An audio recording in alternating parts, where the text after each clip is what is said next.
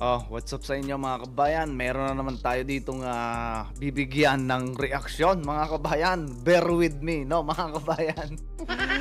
Meron na naman tayo ditong nakita, no mga kabayan. Ito ay isa din, no, na dapat na bigyan natin ng pansin mga kabayan. Kasi ngayon, alam naman natin mga kabayan, nalalapit na, no, ang midterm election at magiging busy na mga kabayan itong mga for election or yung mga tatakbo pa lang ng congressman at saka senador mga kabayan. Dito na magkakaalaman. Ha? Dito na magkakaalaman mga kabayan. So, siyempre mga kabayan, bago tayo magpatuloy, ay inaanyayahan ko kayo na mag-subscribe, mag-like at mag-share sa ganon mga kabayan. Maging updated kayo sa ating mga videos na i-upload. So, anyway mga kabayan, no? Di ba naging mainit itong usapin patungkol dito sa impeachment complaint ng ating Vice President at alam niyo naman si Castro isa diyan na nangunguna mga kabayan pagdating sa impeachment complaint, ha?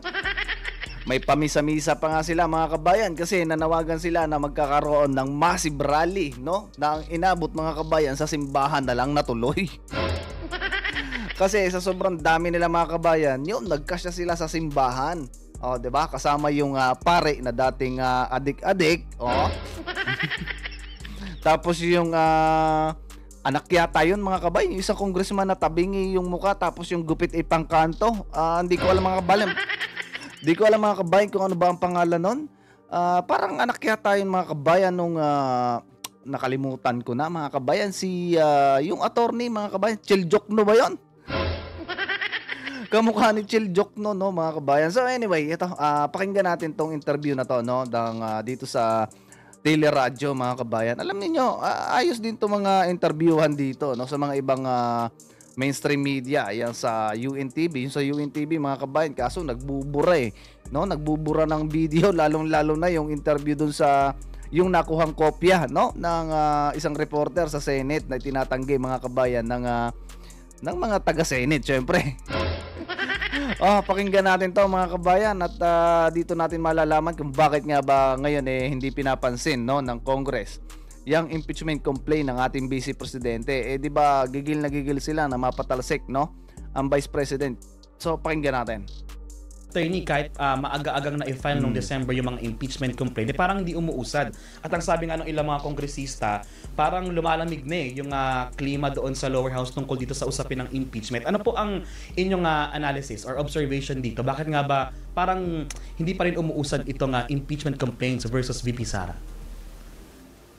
So, unang-una, Christian, meron na talagang hindi pagsunod dun sa rules mismo ng House, no, regarding impeachment. Kasi ayon sa kanilang rules mismo that the moment na matanggap ng SecGen ang isang impeachment complaint, immediately is the word that they use, no? Immediately, it must be sent to the office of the Speaker, and the Speaker has 10 days to schedule this in the order of business, no? So, ito yung dapat nasusunod na mga time periods, no, na ayon mismo sa rules ng mababang kapulungan na clearly hindi na nasusunod, no, kasi right now Yan mga kabayan di pala nasusunod mga kabayan. Kaya pala mga kabayan ito si Castro at itong mga kampon niya mga kabayan nagpupumilit, no, at balita natin ito si Dan Fernandez, piperma na daw mga kabayan. Piperma na daw dyan sa impeachment complaint na yan, ha? Kumbaga isa siya sa tutulong para maiakyat na yung impeachment complaint na yan. Di ba, nandyan na sa SecGen mga kabayan, bakit hindi pa, no? Ilang impeachment complaint na mga kabayan ang nasa SecGen, pero bakit hindi pa ito pinapasa kay Romualdez, no? Nakauwi na kayo ng Pinas mga kabayan si Romualdez? Kasi pagkakaalam natin mga kabayan, parang nagbakasyon yata sa ibang bansa yan pero kaya siguro wala siyang binibigay na pahayag patungkol dito sa nangyaring issue, no, diyan sa mga blankong nangyari sa Baika mga kabayan. Tingin ko, no, ito ay alam na ni Romualdez mga kabayan. Siguro nagdadalawang isip lang na ituloy kasi sabi ni Bongit mga kabayan hindi siya pabor. Nakita niya mga kabayan na sobrang dami, no, ng mga against diyan sa impeachment na yan, kahit pa pinalalabas, no, kahit pa pinalalabas sa mainstream media na 40% daw ang mga Pilipinong pabor, no, sa impeachment. So lamang pa rin mga kabayan yung hindi pabor diyan sa impeachment ng Vice President. Tuloy natin mga kabayan. Meron 3 impeachment complaints na nakabinbin pa rin sa Office of the Secretary General na hindi dapat gano'n na nangyari. No? Dapat immediately, kasi nga, yun ang nakasulat dun sa rules nila. Immediately, it must be sent to the Office of the Speaker, and then within 10 days, dapat i-schedule ng Speaker yon as part of the order of business. So yan pala mga kabayan, no? Lumabag na mga kabayan. Mukhang ayaw din, no? Ay mukhang alanganin din sila mga kabayan na ipagpatuloy itong impeachment na to. Kasi nga, kita ninyo mga kabayan, di ba? Sila lang naman yung may gusto talaga dyan ng impeachment. Kasi kung mapapansin ninyo, yung mga survey kasi na lumalabas mga kabayan sa mainstream media, yung SWE survey na yan, mapapansin ninyo na talagang kumbaga parang namemekos-mekos, no mga kabayan. Hindi nila mga kabayan pinakikita yung mga survey na talagang marami ang ayaw na ma-impeach ang Vice President. Sila lang mga kabayan na nagmemekos-mekos dyan Unless of course, sa level pa lang ng SecGen, nakita na ng SecGen na hindi akma yung petition, no? Hindi verified or kung ano man infirmity. Then tapos na yung usapan, no? Pero right now kasi, di ba, I think, if I'm not mistaken, nakapagsabi na yung SecGen na verified naman yung mga complaints, then wala na siyang dapat gawin kung hindi ipadala ito kagad sa Office of the Speaker. Opo, attorney, ang argument kasi nung iba, kaya hinihintay pa nila yung isa pang impeachment complaint, yung sinasabing 4th impeachment, para sabay-sabay nang isubmit sa Office of the Speaker para mas malakas. Kasi most likely baka i-consolidate ninyo mga impeachment complaints na ito. Yung ganong argument ba, sir, may bigat po ba yun talaga? Kung sakaling hindi nila nasunod yung rules at plano nilang pagsabay-sabay na lang para mas mabigat, meron po bang weight yung ganong pagdepensa ng ilan? Actually, wala, no? Ito mga kabayan, no? Yan yung sinasabi ko, no? Yung anak ni ewan ko mga kabayan, pamangkin yata to. Tingnan yung magkamukha silang dalawa ni Chiljok, no? Yung congressman na yan. Kasi from the perspective of the Secretary General, wala naman siyang choice Once na ma-determine niya na verified yung mga complaints, again, this is according to their rules, no?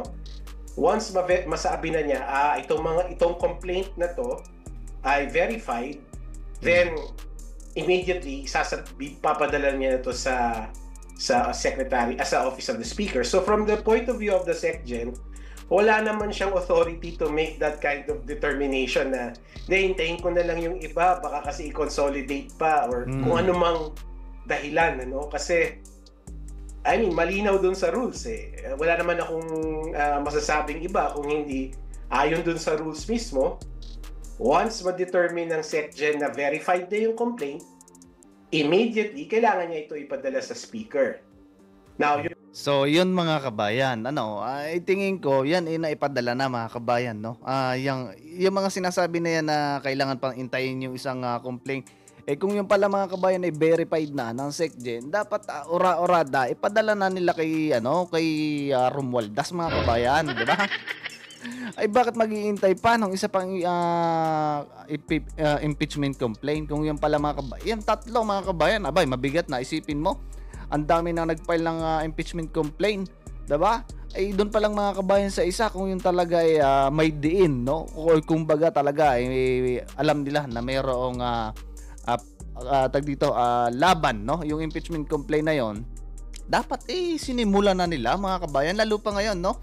Magkakaroon ng break mga kabayan. Maraming mga congressman ang hindi makakapag asikaso niyan kasi mag-i-eleksyon. Ang karamihan diyan mga kabayan ay puro eleksyon. So paano na yung impeachment complaint na yan? Matitingga yan mga kabayan hanggang sa magkakaroon ng palit ng mga congressman paano pa matutuloy, 'di ba mga kabayan? Kaya malabo to. Ito kasi mga kabayan ay kumbaga yung publicity, no? Naninira sila sa publiko. Ganun lang mga kabayan yan. Kasi kita ninyo, yung COA nga hindi nga nagpapile ng complaint sa Vice President. Kasi kung totoo mga kabayan, yan lang naman kasi yung ano nila yan yung motibo nila mga kabayan. At ang isa pang basihan nila ng impeachment complaint ay yung pagmumura, pagtitreat na while nag-clear mga kabayan ng NBI. Oh. Oh, paano pa magi-stand yung impeachment complaint na pinail niya dyan sa Congress, di ba? O, kita ninyo mga kabayan. Kaya nag-iintay pa ng isa pang impeachment complaint para malay ninyo, baka yun mga kabayan, yung isang impeachment complaint yung mag-i-stand, di ba? Kasi alam nila mga kabayan, yung tatlong impeachment complaint na yun, hindi mag-i-stand pagdating sa Supreme Court, no? At kung ma-impeach man si Vice President Sara mga kabayan, hindi siya accountable, no? Just sa mga inirereklamo nila kasi yung stance lang naman ng impeachment complaint, pagka halimbawa mga kabayan nangyari yon, hindi na qualified, no, yung ating Vice Presidente para tumakbo sa anumang posisyon sa gobyerno or maging isang empleyado, no, ng government. Yun lang naman mga kabayan. Ano pa ang gagawin, mga 'di ba? Ano pang gagawin? Ano pang ipaglalaban nito mga nito? Kaya takot sila mga kabayan, no, sa Vice President kasi pansinin ninyo yung mga nagsusulong mga kabayan ng impeachment complaint. 'Di ba, mga makakaliwa? Oh, 'di ba? Pansinin ninyo. At saka yung mga galit mga kabayan, katulad na lang ng paring apektado noong mga panahon ng war on drugs mga kabayan ng Pangulo natin, ng dating Pangulo. Di ba? O yung mga nakulong mga kabayan niya, si Laila de Lima, si Trillanes, o di ba? Yan yung mga bitter mga kabayan na gustong magpa-impeach kasi, di ba? Nakita nila na nga, mukhang pag ito ang naging presidente, mukhang worst pa to, no? Kay PRRD.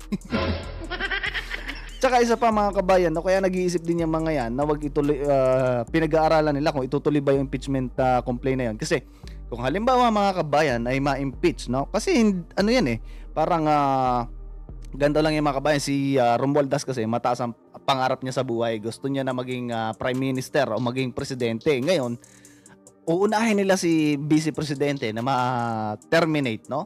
Isusunod nila dyan si Bongit. Kita nyo naman mga kabayan, pagka yan nangyari, wala na. Tapos na ang Pilipinas mga kabayan. Tuloy. Yung speaker, wala rin naman siyang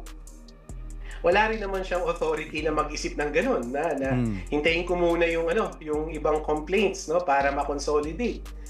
Kasi wala naman siyang kapangyarihan na ganun sa rules nila mismo.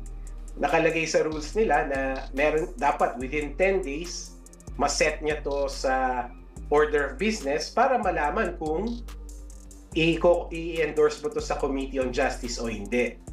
So, even from the perspective of the complainants, yung mga nag-file ng complaint, no, ng impeachment complaint, bakit nila file separately in the first place, right? Kaya nga. Tapos sasabihin nila, hindi, hintayin muna natin para magkaroon ng consolidation. They should have consolidated before a complaint before filing it. No? Tama. So, yung ganong argument, it doesn't really hold water. And in fact, it doesn't make sense if you really look at the rules of impeachment and also the roles, responsibilities of the personalities involved here. Attorney, based... So yun mga kabayan, ang sinasabi natin, no, mahirap talaga, no, na katulad niyan yung mga dahilan na yan, yung mga pa-style na yan na hinati-hati nila yung impeachment complaint, para lang mga kabayan na siraan yung vice presidente. Ganun lang naman yun kasimple mga kabayan. At saka wala tayong kabilib-bilib dyan sa impeachment complaint na yan, kasi kung talagang minilabag ang vice presidente, unang-unang gagalaw dyan mga kabayan yung ombudsman. Yung ombudsman, kita ninyo, yung justice secretary mga kabayan, yung secretary mga kabayan, no? Kita ninyo, nagbigay ba ng ng against na complaint diyan sa vice presidente, 'di ba? Wala nga siyang sinasabi diyan na talagang kailangang ma-impeach, no? Yung ating vice presidente. Kita nyo mga kabayan na nangyayari sa gobyerno. Napakatindi. Kaliwat kanan ng nakawan na pagbibintangan, yung napakaliit lang na budget mga kabayan ng Office of the Vice President na ngayon mga kabayan mukhang maraming matatanggal na empleyado kasi nga ganun mga kabayan, binawasan yung budget. Diba?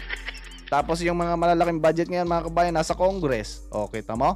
Kasi mag-i-eleksyon mga kabayan. Kita ninyo yung mga takbo na congressman, yung mga takbo ngayon mga kabayan, kita ninyo. over mga kabayan sa gastos ng mga tarpaulin nila, ng campaign materials. Kita ninyo mga kabayan ha. Sumusweldo lang ng magkano yan, yung mga gastos na nila, billion na mga kabayan sa mga campaign materials. Diba? O saan nila kinuha yung pera na yon? So anyway mga kabayan, hanggang dito na lang ulit ang ating video. At ayan, wag nyo kalimutan mag-like, mag-share at magbigay na rin kayo ng inyong comment dyan sa comment section ng ating mabasa mga kabayan ng inyong opinion patungkol dito sa impeachment complaint ng ating Vice President. Adios mga kabayan.